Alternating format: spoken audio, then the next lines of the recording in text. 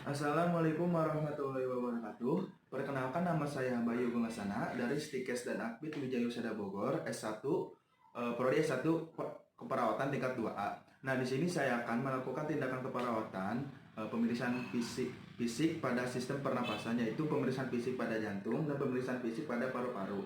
Nah, tujuan pemeriksaan fisik jantung itu untuk mengetahui kondisi jantung pada pasien dan untuk mengetahui status jantung secara keseluruhan. Kemudian ada tujuan pemeriksaan fisik pada paru-paru, yaitu untuk mengetahui bentuk kesimetrisan, ekspansi, dan kulit dinding. Lalu untuk mengetahui frekuensi sifat irama pernapasan dan untuk mengetahui adanya sumbatan pada aliran udara di sistem pernapasan. Indikasinya yaitu pada pasien dengan gangguan sistem pernapasan dan kontraindikasinya pada pasien luka bakar. Agar lebih jelasnya langsung saja ke videonya.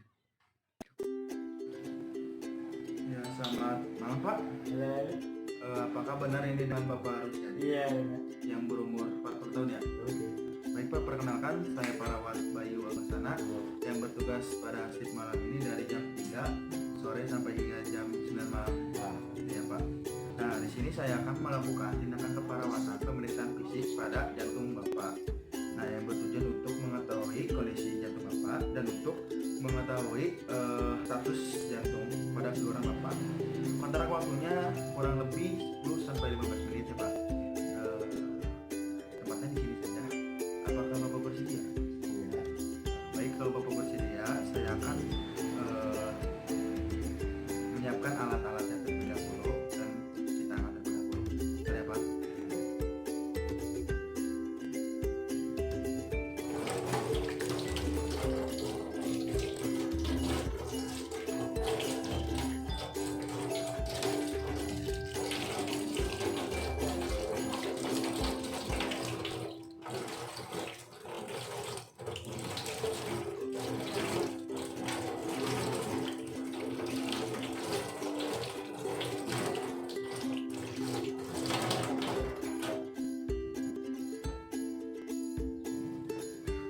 Baik Bapak, saya sudah mempersiapkan alatnya dan sudah memakai sabun dan cuci tangan.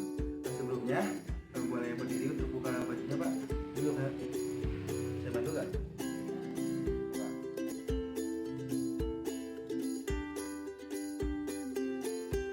Pak.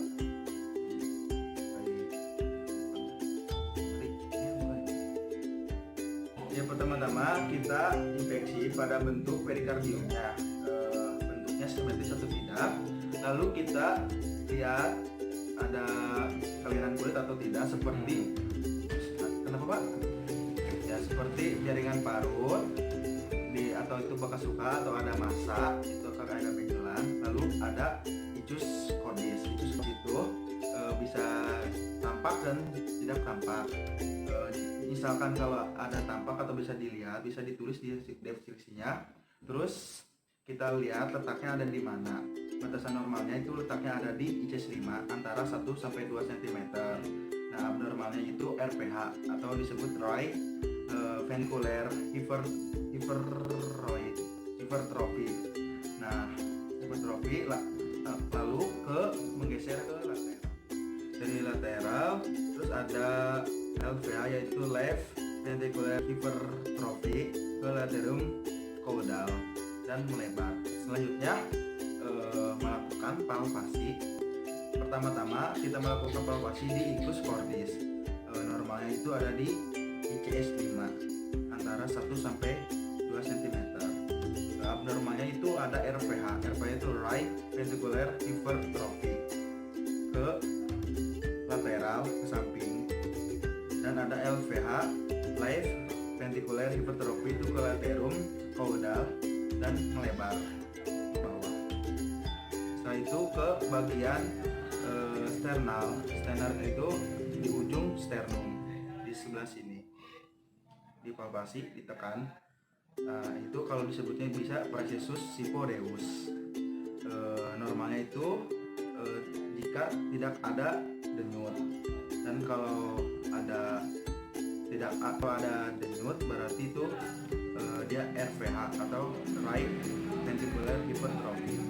Selanjutnya ke pulsus epigastrium, yaitu di bawah processus xiphodeus, di bawahnya tekan dan sama. Normalnya itu tidak ada denyut, dan kalau ada denyut berarti itu RVH atau right ventricular hypertrophy.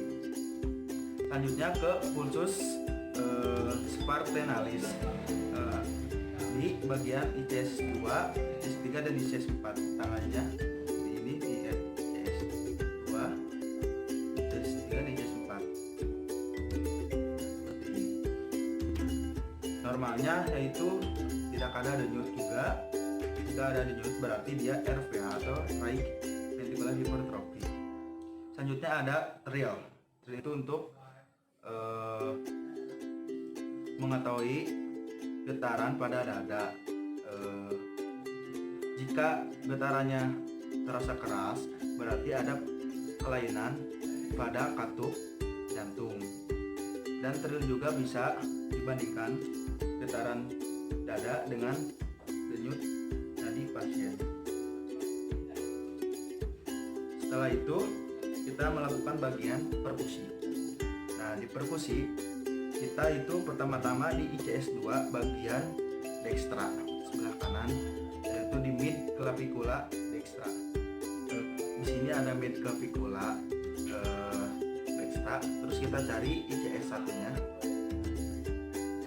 ICS 1. Nah, kita mulai perkusi di ICS 2. Kita cari semuanya. Nah, sini. Lalu kita perkusi hingga sampai ke hepar. Kita perkusi sampai ada bunyi peka. Setelah menemukan suara peka di bagian hepar, kita naikkan 1 ICS, yaitu tepatnya di ICS 5. Setelah itu kita perkusi ke bagian medial, perkusi hingga sampai suara redup. Lalu kita catat.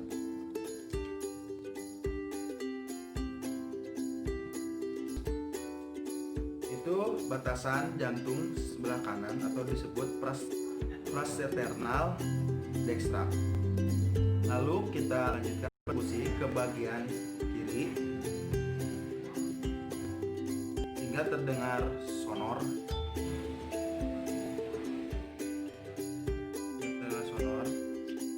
Lalu kita catat.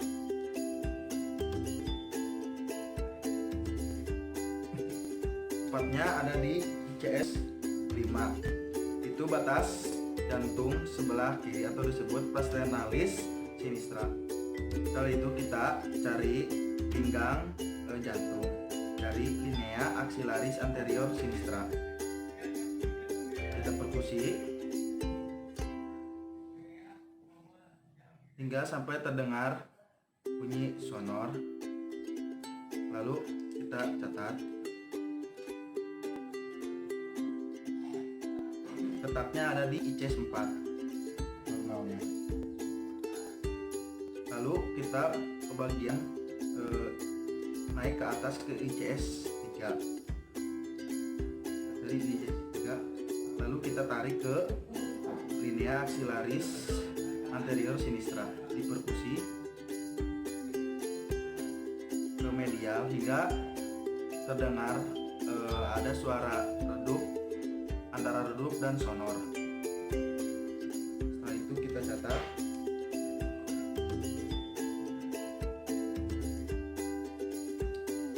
Normalnya ada di ICS 3. Lalu kemudian naik lagi 1 ICS ke ICS 2. Kita tarik ke linea axillaris anterior sinistra. Kita perkusi juga sampai terdengar antara redup dan sonor. Lalu kita catat.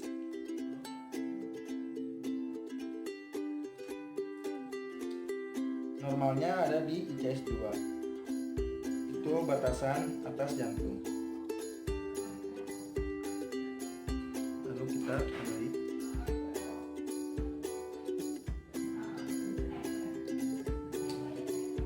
Kita bisa mengukur jantung dengan kepal tangan pasien.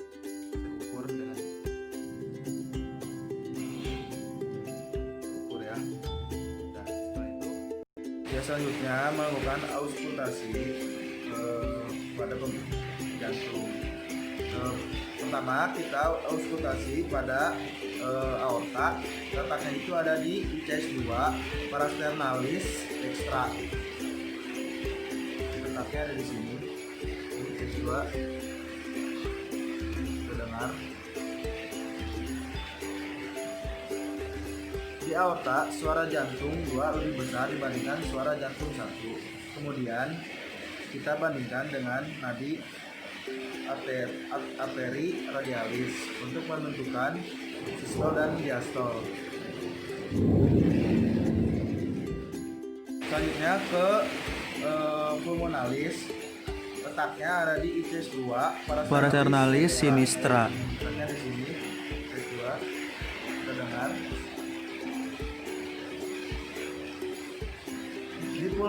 Di pulmonalis, suara jantung 2 lebih besar dibandingkan suara jantung 1. Kemudian kita bandingkan kembali dengan nadi arteri radialis untuk menentukan sistol dan diastol. Selanjutnya pada bagian tricuspidalis, letaknya ada di ICS 5 di parasternalis sinistra. Letaknya di sini. Kita dengar.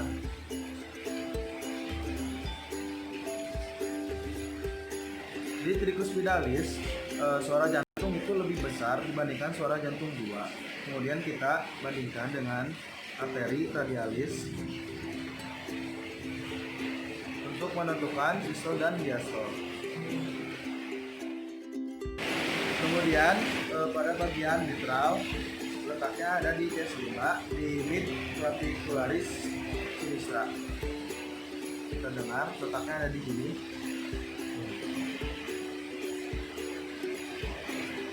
Di mitral, suara jantung 1 lebih besar dibandingkan suara jantung 2. Kemudian kita bandingkan dengan nadi arteri radialis untuk menentukan sistol dan diastol.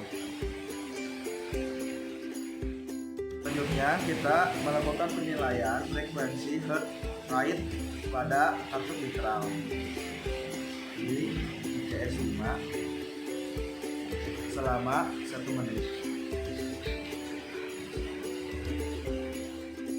Selanjutnya kita melakukan pemeriksaan auskultasi pada bagian FR atau disebut flexion rope. Selanjutnya pasien untuk memiring. Bapak bisa memiring ke depan. Lakukan pada ICS 6 di bagian parasternalis sinistra. Jika dapat terdengar gesekan, berarti pasien mengalami FR atau flexion stroke.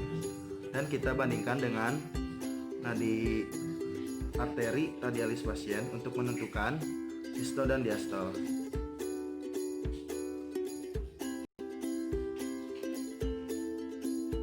Itu anjurkan pasien untuk kembali seperti awal kembali. Baik Pak, saya sudah melakukan pemeriksaan fisik pada bagian jantung Bapak. Apakah ada yang pertanyaan Pak? Ya. Tidak ada. Ada keluhan lagi Pak? Tidak ada. Baik, kalau begitu Bapak untuk memakai baju terlebih dahulu Pak. Ya. Bisa saya bantu nggak?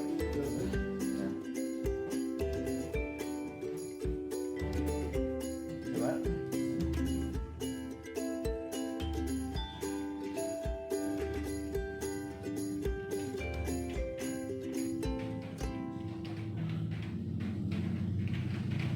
Ya Pak. Baik Pak, kalau Bapak ada keperluan apa-apa bisa pencet tombol yang sudah tersedia dan bisa panggil keluarga Bapak untuk memanggil perawat yang ada di ruang perawat. Kalau begitu saya pamit dulu ya Pak. Selamat malam.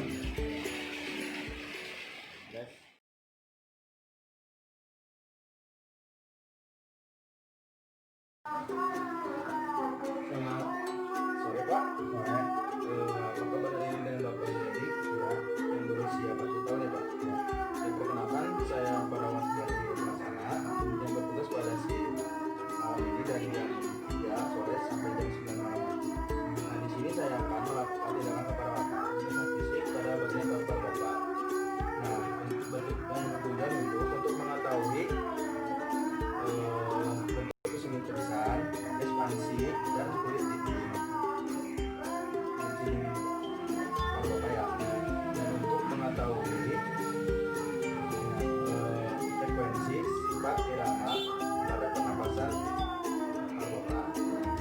kita untuk mengetahui adanya sumbatan cairan di darah. Termometernya kurang lebih 10 sampai 15 menit. Nah, tempatnya di sini saja ya, Pak. Apakah Bapak bersedia? Ya. Jadi kalau begitu, kalau bersedia, saya akan bersama alatnya.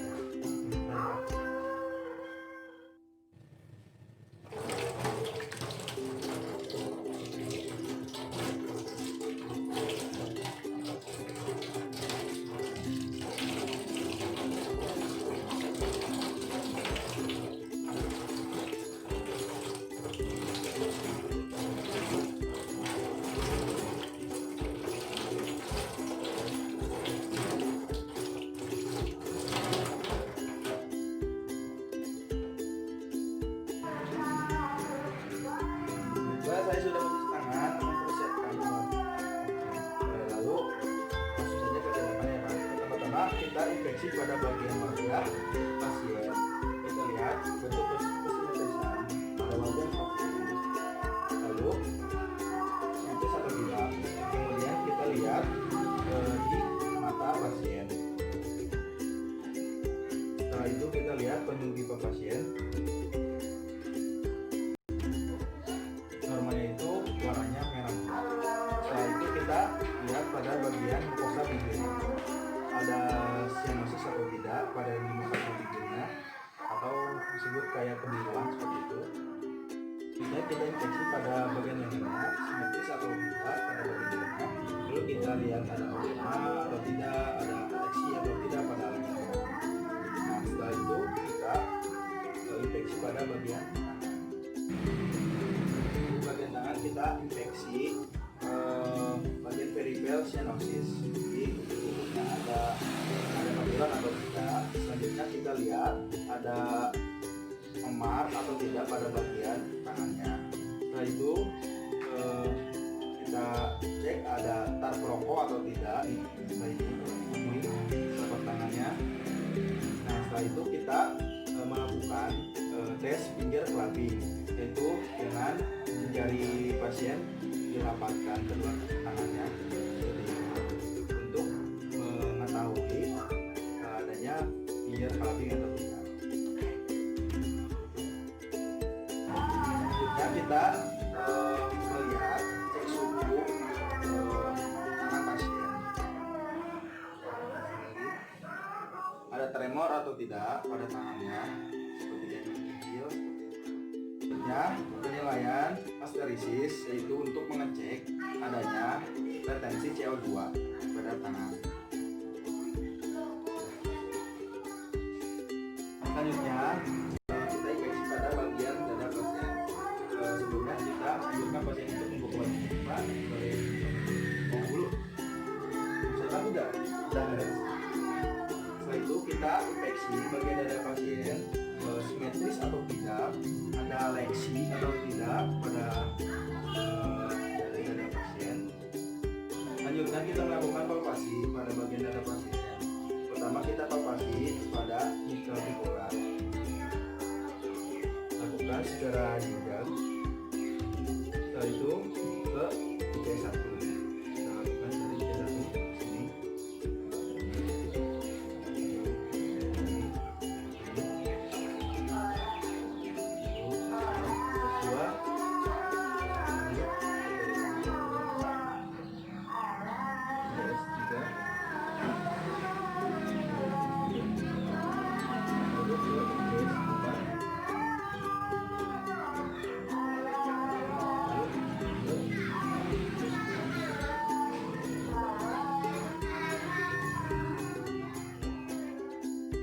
Kita melakukan ekspansi untuk mengecek kesimmetrisan pada bagian paru. Kalau dianjurkan pasien untuk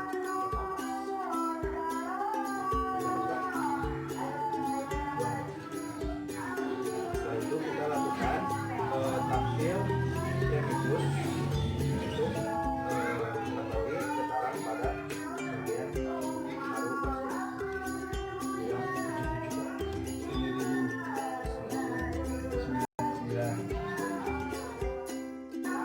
Selanjutnya kita melakukan perkusi. Pertama kita di artikular.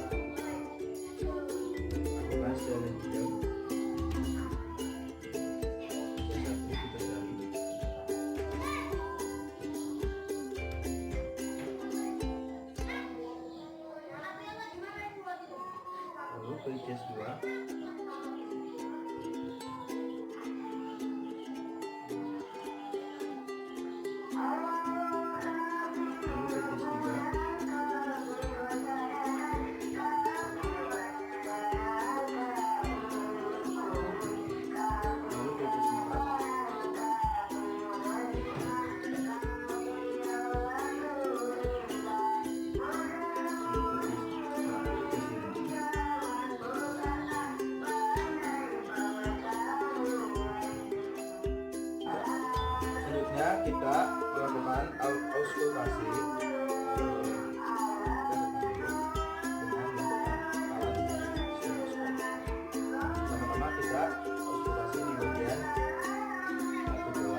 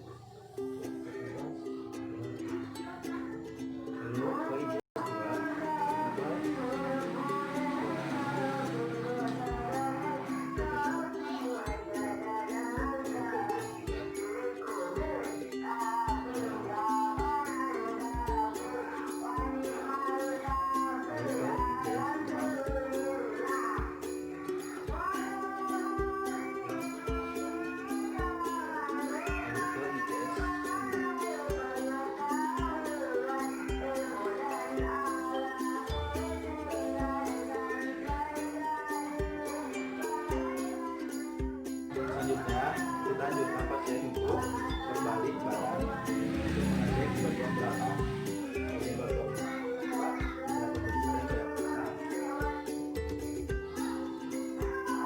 Kita pertama-tama kita inspeksi bagian punggung pasien, apakah simetris atau tidak, dan atau ada leksi atau tidak. Setelah itu kita lakukan palpasi. Nah, palpasi dilakukan pada di klavikula. Ya.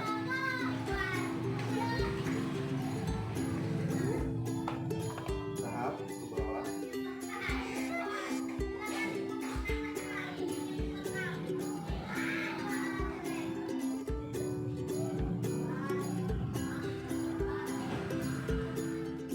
Selanjutnya kita lakukan perkusi teman-teman di atas. Ya.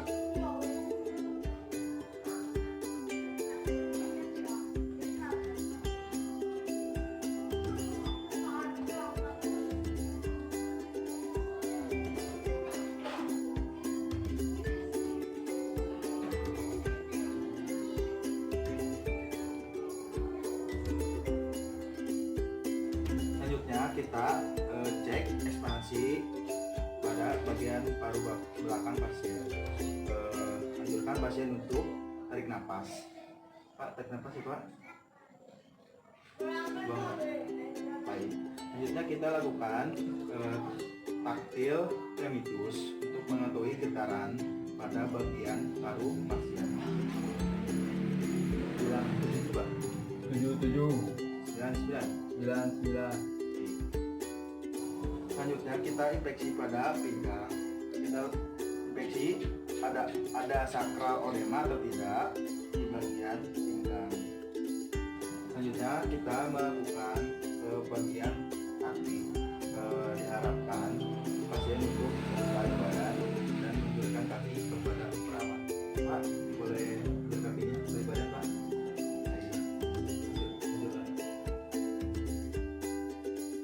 Selanjutnya kita inspeksi. Kita dari dahulu pasien. Kita lihat inspeksi simetris atau tidak bentuk dari kaki pasien. Lalu kita lakukan palpasi. Ada nyeri tekan atau tidak? Tidak. Baik, pemeriksaan fisik bagian paru sudah selesai. Anjurkan pasien untuk berbalik seperti awal kembali. Pak. Sebelumnya anjurkan pasien untuk memakai baju kembali. Pak, bisa coba kembali lagi? Bisa. Mau saya bantu? Ini aja. Ini.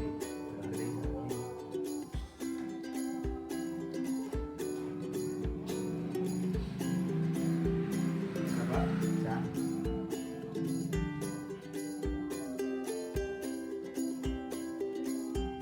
Coba, saya sudah melakukan tindakannya Pak. Apakah ada keluhan lain Pak? Tidak ada. Baik, kalau begitu saya pamit terlebih dahulu. Kalau Bapak ada keperluan atau apa-apa bisa pencet tombol hijau dan